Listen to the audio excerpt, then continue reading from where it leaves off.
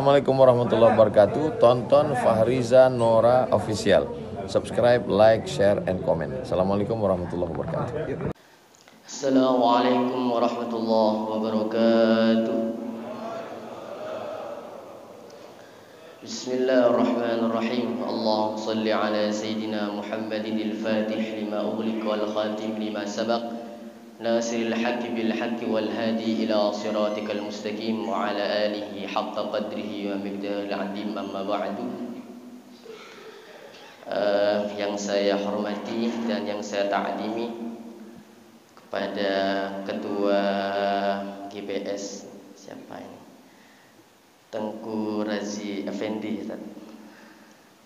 Dan yang saya hormati dan saya ta'zimi kepada Bapak Muslim beserta keluarga dan bersama seluruh takmir masjid, imam dan lain sebagainya. Dan yang saya hormati dan saya ta'zimi kepada segenap para jamaah subuh, baik bapak atau ibu, insyaallah pergumulan kita pada pagi hari ini insyaallah diridhoin Allah. Bismillahirrahmanirrahim. Mohon maaf Bapak Ibu, ini sebetulnya bukan kami yang ngisi Bapak. Hanya saja bagian dari panitia ini mungkin salah orang mungkin Bapak. Karena secara umur kami masih muda, jujur kami masih belum pantas untuk berdiri bahkan megang mikrofon untuk suruh ngasih nasihat. Ini sebetulnya Bapak dolim bagi saya sendiri Bapak. Karena masih muda kok sok-sokan ada di depan Bapak. Jadi umpama ke belakang ada hal-hal yang tidak bagus, itu mungkin karena ketidaktahuan saya Bapak. Dan kami di sini cuman sebagai nurutin apa yang panitia GPS minta. Bismillahirrahmanirrahim. Ada sebuah kitab Bapak. Kitab ini ditulis oleh Syekh Abdul Qadir Al-Isa, berjudul Haqa'iq At-Tasawwuf.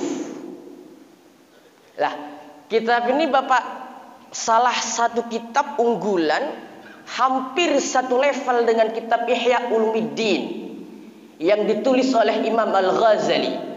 Imam Al-Ghazali itu Pak, Al-Imam Abu Hamid Muhammad bin Muhammad Al-Ghazali, itu salah satu madhab Ahlus Sunnah wal Jamaah. Di dalam kitab itu Bapak, Syekh Abdul Qadir Isa itu membagi nikmat itu ada 3 Bapak. Apa kata beliau? Nikmat yang pertama kata beliau adalah an-ni'matu fid din, nikmat dalam beragama. Lah, sebetulnya Bapak, nikmat dalam beragama ini yang mana? Apakah yang seperti di luar? Apakah yang seperti di sini? Sama sebetulnya Bapak. Kitab ini juga dipakai oleh tasawuf seluruh dunia. Karena sanad ilmu kita, sanad orang-orang Aceh dengan kami sama, tidak ada yang beda. Orang Aceh sanadnya pada siapa? Pasti ujung-ujungnya pada Syekh Mudawali Al-Khalidi. Orang Jawa pada siapa? Syekh Khalil Al-Bangkalani. Berapa jaraknya? Kami Pak, salah satu tugas kami di Aceh adalah mentakhrij sanad-sanad ilmu dipadukan dengan kitab salaf. Alhamdulillah Bapak, kami di Aceh Masya Allah Tabarakallah luar biasa. Jarak sanad ilmu antara Syekhuna Khalil Al-Bangkalani, maha guru ulama internasional, itu adalah selisih 182 tahun dengan Syekh Abu Yamudawali Al-Khalidi. Larinya pada siapa? Sama Pak dengan kita, Syafi'iyah semua itu. Syekh Mudawali ke atas punya guru Syekh Zaini Dahlan. Kita juga Syekh Zaini Dahlan. Syekh Zaini Dahlan punya guru ke atas nyampe para Imam An-Nawawi, pengarang kitab Al-Majmu' Syarah Muhaddab. Al-Majmu' ditulis oleh Imam An-Nawawi. Sebelumnya ada kitab berjudul Al-Muhaddab, ditulis oleh Imam As-Sirazi Bapak. Ke atas lagi beliau berguru pada siapa? Al-Imam Al-Muzanni. Imam Al-Muzanni punya guru siapa? Al-Imam Muhammad bin Idris Asy-Syafi'i. Beliau punya guru siapa? Al-Imam Malik bin Anas Al-Maliki. Imam Malik punya guru siapa? Al-Imam Nafi' Al-Laitsi. Imam Nafi' punya guru siapa? Al-Imam Abdullah bin Umar. Imam Abdullah bin Umar punya guru siapa? Rasulullah sallallahu alaihi wasallam. Kata beliau, nikmat itu ada 3, Pak. Satu, nikmat apa? Nikmat beragama. Lah, beragama ini Pak yang harus kita hati-hati Bapak. Ini mohon maaf Bapak, mohon maaf sama sekali.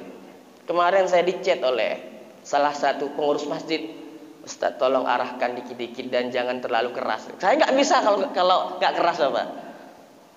Keras bukan dalam rangka apa? Ini mohon maaf Bapak.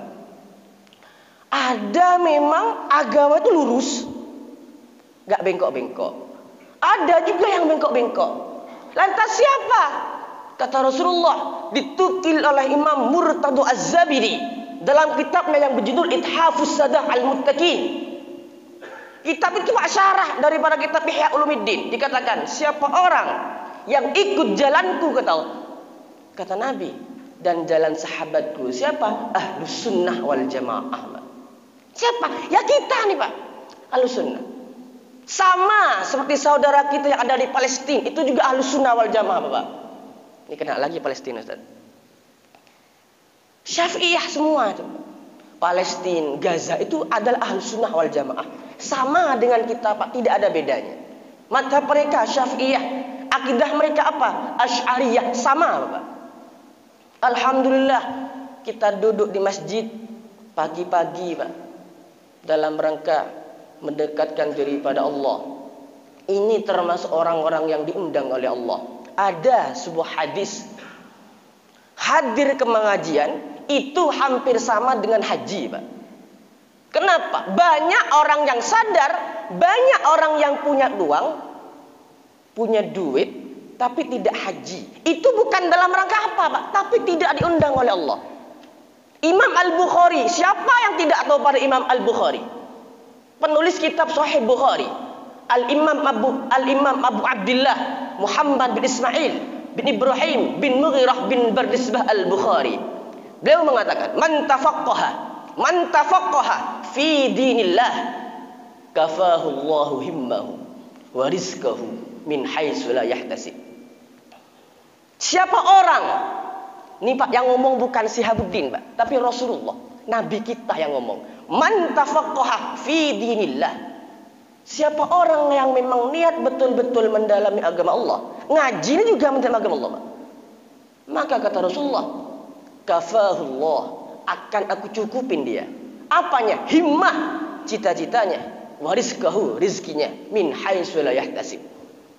Makanya Pak kata guru-guru kami, anak yang sukses, anak kita baik putra, putri yang sukses itu kebanyakan 80% akibat ulah orang tuanya Pak. Meskipun anaknya, mohon maaf, akal pikirnya nggak begitu alim, nggak begitu pintar, tapi orang tuanya aktif ibtigha wajhillah ta'ala, insya Allah Pak, anaknya itu Pak terbuka hatinya. Itu dijamin oleh Allah Pak, dijamin itu sudah.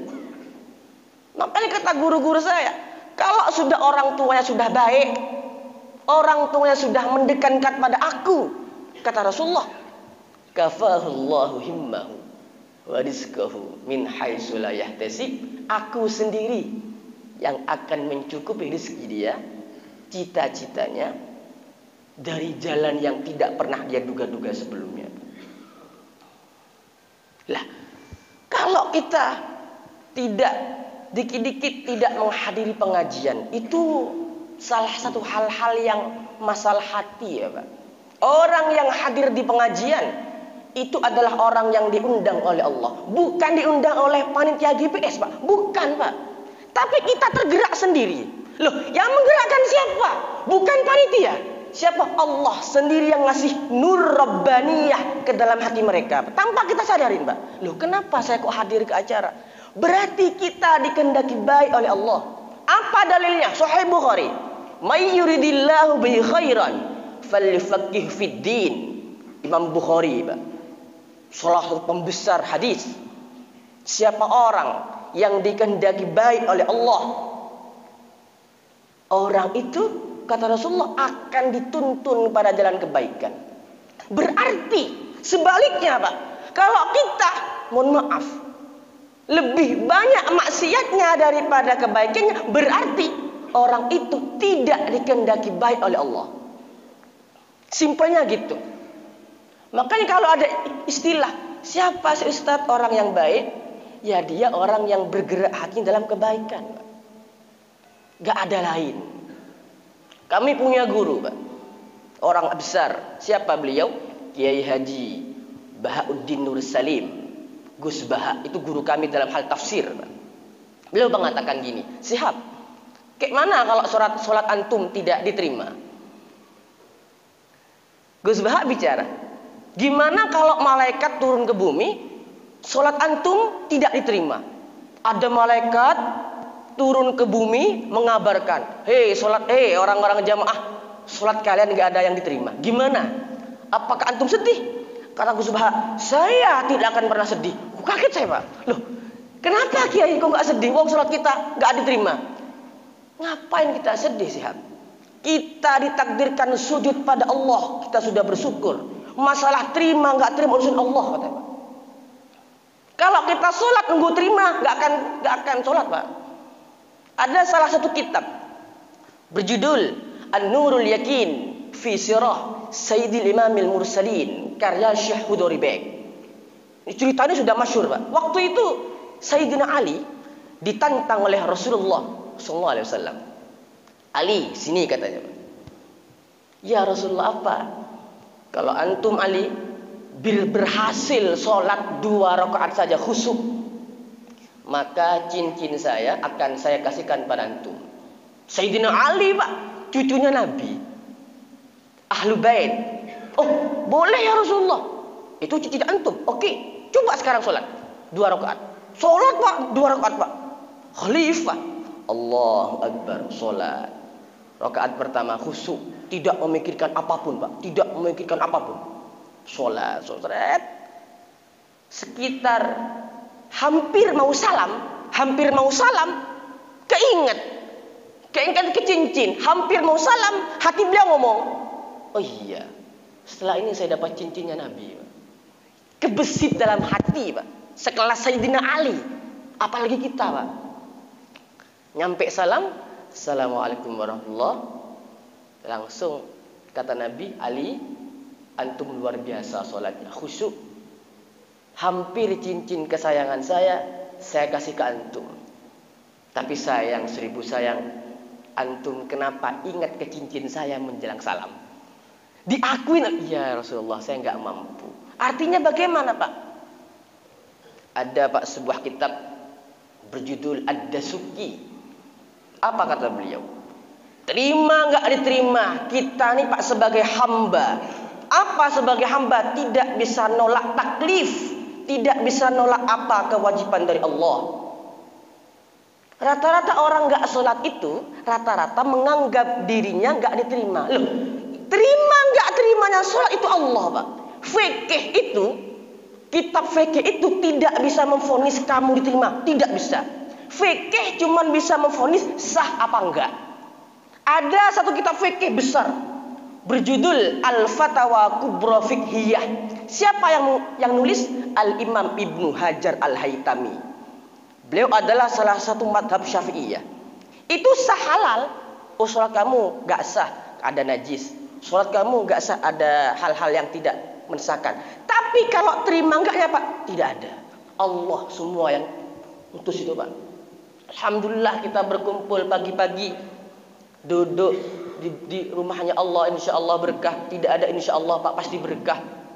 Berkumpulnya orang Islam, berkumpulnya orang Muslim dalam satu masjid, itu adalah kemakmuran dalam agama Islam, tanpa kita pungkiri. Yang nomor 2 Pak, nikmat apa? Nikmat berupa dunia, nikmatud dunia. Nikmat dunia ini yang bagaimana Pak? Apakah mereka yang kaya? Bukan, kata Syekh Abdul Qadir. Apakah mereka yang gini-gini? Bukan. Siapa dia? Dia yang tidak pernah kelaparan dan tidak pernah mengemis pada orang lain perihal dia mau hidup. Kita Pak bisa makan, alhamdulillah, itu adalah nikmatud dunia. Kawan-kawan kita, saudara-saudara kita di Palestina, di Gaza itu nggak bisa makan enak, Pak. Mereka sedikit makan dibom, duar, dibom, duar. Mengapa mereka seperti itu, Pak? Mengapa mereka kok nggak berhenti-berhenti dalam rangka menyerang orang-orang Palestina? Tidak akan berhenti, Pak. Sampai kapanpun tidak akan pernah berhenti, Pak. Itu sudah dinas dalam Al-Quran. Palestina tidak akan pernah kalah, pasti menang, tapi hancur. Menang kapan? Nunggu aja, Pak. Kalau sudah menang, apakah kiamat? Ya belum tentu juga. Seperti itu, Pak. Yang ketiga, Pak, ini agak panjang nih, adalah nikmatul akhirah. Lah, nikmat akhirat inilah Syekh Abdul Qadir yang agak panjang menerangkan, Pak. Apa beliau? Nikmat akhirat adalah mereka yang selalu menambahkan dirinya untuk mengharapkan ridha Allah. Duduk di majlis, duduk di majlis selawat, tidak ada harapan lain kecuali nikmatnya Allah, ridhonya Allah. Kelak, Pak, kalau kita sudah mati semua, kita sudah tidak ada di alam ini semua, Pak, hanya 3 hal. Salah satunya adalah doa daripada anak-anak kita, Pak. Kita punya anak, tapi anak kita, mohon maaf, tidak pernah mendoakan pada kita. Oh, celaka kita, Pak. Celaka, Pak. Celaka. Makanya Imam Al-Ghazali mengatakan, siapa orang yang punya anak, tapi anak itu nggak pernah dididik, mohon maaf, jangan harap besok kita, Pak, diangkat oleh Allah dari neraka, Pak. Kita duduk di sini, duduk di masjid ini, Pak, duduk saja. Umpama orang tua kita sudah wafat di alam sana, duduknya kita di sini, duduk saja, Pak. Itu sudah mengangkat beban dia di alam kubur, Pak. Contoh, mohon maaf, ada semua dalilnya saya ngomong nih, Pak. Ada orang yang sudah wafat dia, Pak, wafat. Umpama sekarang dia disiksa di alam kubur, dipukul dan lain sebagainya. Umpama anaknya di dunia duduk di majlis ilmu, duduk saja, diangkat oleh Allah, Pak, seketika itu. Cuman duduk nih, Pak. Belum lagi mendengarkan, belum lagi sholat jamaah, belum lagi sedekah. Oh, ini nggak bisa dipungkiri, Pak. Nggak bisa dipungkiri.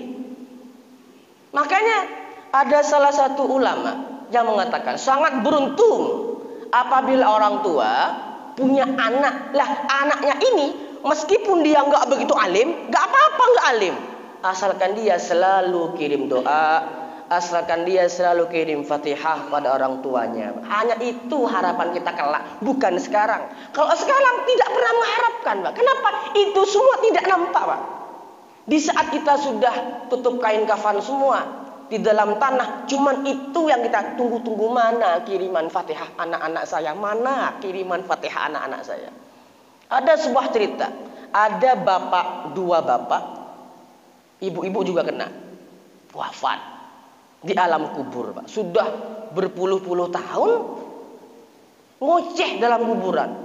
Tengku, Ustaz katanya, kenapa kamu nggak pernah disiksa oleh Allah? Iri dia, Pak, iri. Kawan sebelah, tetangga kuburnya sebelah itu disiksa mati-matian, jebak. Si kawan ini nggak pernah disiksa. Saya iri pada kamu. Kenapa? Setiap saat dingin, segan malaikat yang mau membantai kamu. Padahal kamu dulu sama saya ya sama-sama nakal di alam dunia, katanya, Pak. Tetapi kenapa kamu gak pernah disiksa oleh Allah? Dibilang, saya aman sekarang.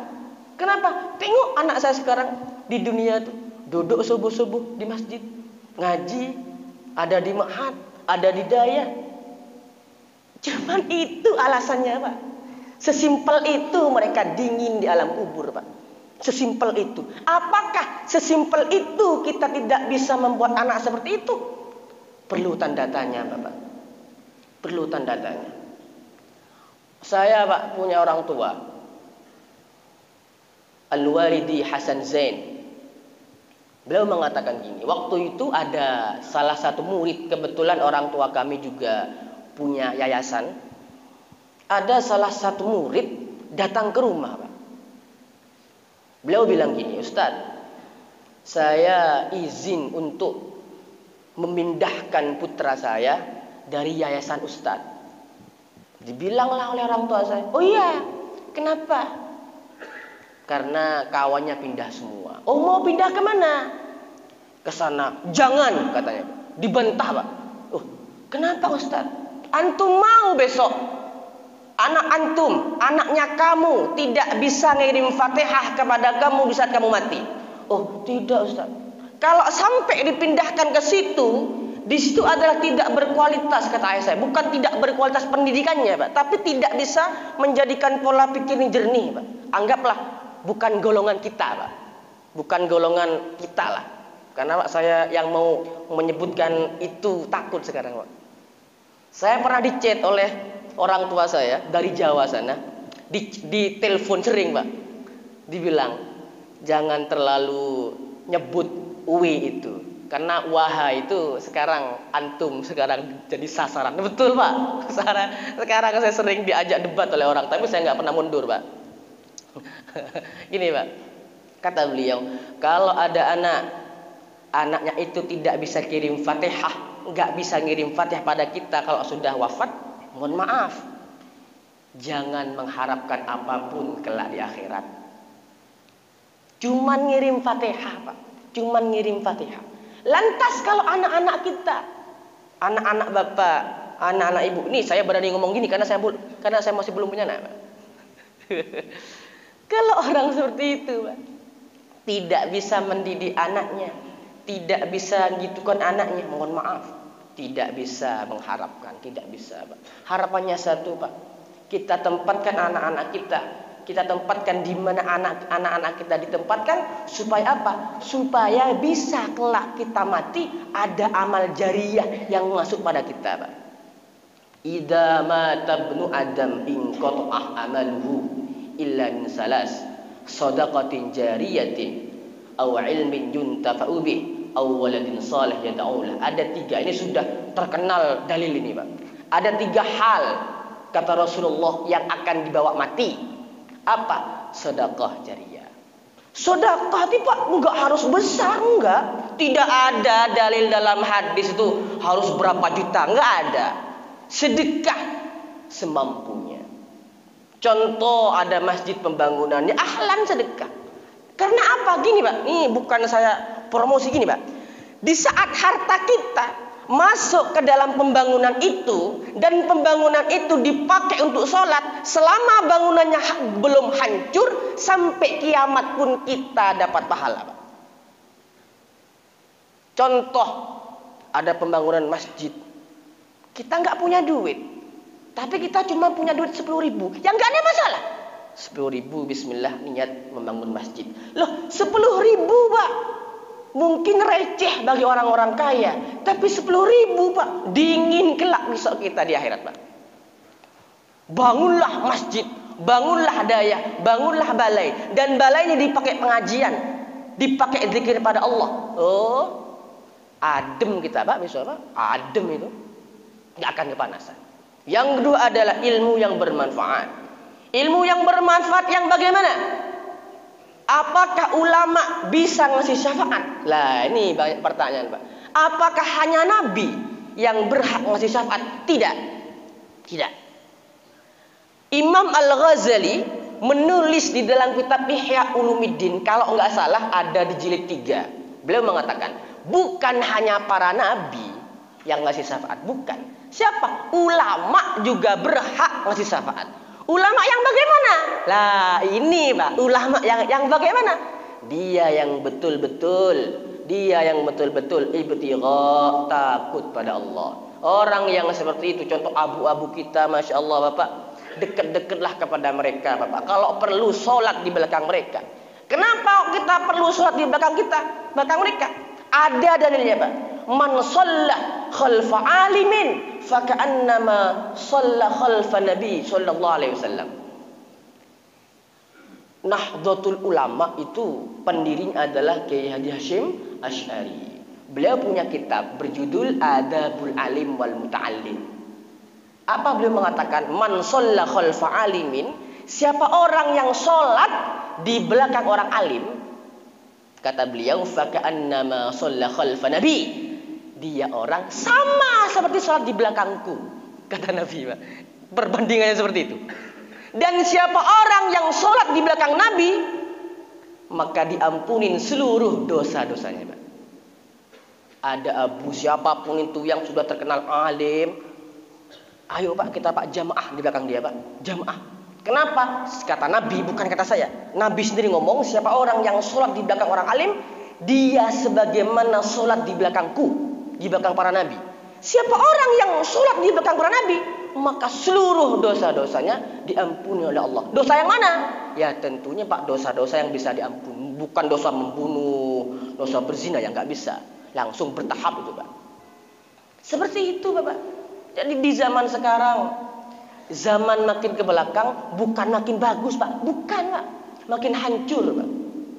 Kriminal di mana-mana, pendidikan sudah tidak ada yang bagus, ada yang nggak bagus. Pak, kalau kita di era sekarang, di era yang hancur, sekarang kita Pak hidup di zaman fitnah Pak, bukan zaman yang bagus, zaman fitnah. Zaman fitnah itu apa? Zaman di mana kita, Bapak sekalian, sudah berbuat baik tapi dipandang jelek oleh orang. Itu adalah zaman fitnah. Tidak bisa dipungkirin. Itu gak bisa ditolak Pak. Maka sekarang rame isu ada Habib Lutfi, itu adalah ketua Thariqah seluruh dunia, Habib Lutfi bin Yahya. Lah beliau mengatakan gini, kelak di zaman sekarang itu adalah zaman fitnah, yang mana kebaikan akan dikategorikan kejelekan, yang mana kejelekan dikategorikan kebaikan. Itu tidak bisa dipungkirin, pasti terjadi Pak. Pasti terjadi. Apa salah satunya? Salah satunya adalah perkara baik tapi dihalal-halalkan, dan perkara halal tapi dibenar-benarkan. Contoh, mohon maaf Pak, kita singgung dikit Palestina Pak. Banyak orang yang mengatakan, mohon maaf Pak, kita singgung lagi, Hamas itu adalah bukan kita. Loh, salah Pak. Salah. Siapapun yang ngomong, profesor kek, doktor kek, siapapun dia, itu tidak benar. Hamas itu adalah ya saudara kita Pak. Siapa yang mendirikan? Syekh Ahmad Yasin, pendirinya Pak. Siapa beliau? Dia adalah orang yang dibom oleh orang-orang Israel. Kapan dia dibom? Persis keluar dari masjid, ba'da sholat subuh, 3 rudal melecap di tubuhnya Pak. 3 rudal Pak. Bayangkan Pak. Bukan peluru Pak, bukan pistol, rudal. Syekh Ahmad Yasin itu. Sekarang ada Harakah Hamas. Itu siapa kok dinamakan Hamas? Dinisbatkan kepada pejuang mereka yang bernama Syekh Izzuddin Al-Qassam. Beliau wafat pada tahun 1933. Apakah madhab mereka sama dengan kita Pak? Syafi'iyah, ya Asy'ariyah. Kenapa mereka kok direbutkan sedikit-sedikit direbutkan? Karena mereka adalah tanahnya para nabi Pak. Jangankan orang Gaza dibunuh, itu sudah biasa Pak, orang Gaza dibunuh. Wong nabinya saja dibunuh Pak. Nabi dibunuh, apalagi orang-orang sana Pak. Nabi itulah kerasnya orang-orang. Mereka tuh diusir dulu Pak, tapi sekarang merebut kekuasaan, merebut tanah. Kenapa? Karena iri. Iri pada siapa? Pada nabi mereka. Mereka menuntut seharusnya Rasulullah itu dilahirkan bukan di Mekah, tapi di Palestina. Nih Pak ceritanya. Saya punya cerita yang betul-betul sahih. Ini sudah saya sebutkan kemarin waktu acara Palestina. Saya sebutkan lagi Pak. Gini Pak. Nabi Ibrahim itu punya 2 istri. Satu bernama Siti Sarah, 2 bernama Siti Hajar. Lah, Nabi Ibrahim nikah dengan Siti Sarah nih Pak udah lama, tapi nggak dikunjung dikaruniai anak, nggak punya anak. Lah, nikah nggak lama nggak punya anak. Nabi Ibrahim kan harus punya keturunan Nabi. Akhirnya nikah lagi Nabi Ibrahim dengan siapa? Siti Hajar. Lah, siapa Siti Hajar? Siti Hajar ini adalah pelayannya Siti Sarah. Nah, ini banyak orang yang belum paham. Dikira sama-sama selevel. Bukan Pak. Siti Sarah itu bangsawan, orang-orang terhormat. Siti Hajar itu adalah pelayannya Siti Sarah.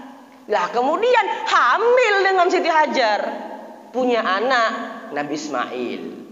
Lambat laun Siti Sarah tadi hamil juga, punya anak siapa? Nabi Ishak. Lah, akhirnya seret berjalannya waktu, orang-orang Yahudi, Pak, itu pandai-pandai, Pak, mengetahui kabar bahwasanya kelak Nabi di akhir zaman akan turun daripada keturunan Siti Hajar. Panas mereka, Pak. Enggak bisa itu. Enggak boleh dari Siti Hajar. Harus dari Siti Sarah. Kenapa? Iya, karena Siti Hajar adalah pelayan, sedangkan Siti Sarah adalah bangsawan. Itulah Pak asal usulnya, Pak. Seharusnya Rasulullah itu, kata orang-orang Yahudi, turun dari Siti Sarah di Palestina, bukan Siti Hajar. Kenapa nggak mungkin seorang nabi turun daripada rahim orang-orang pelayan?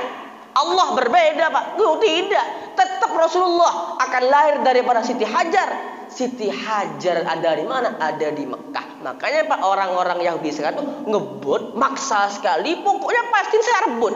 Kenapa? Disitulah Nabi Ibrahim, Siti Sarah dimakamkan, tanah mereka, Pak.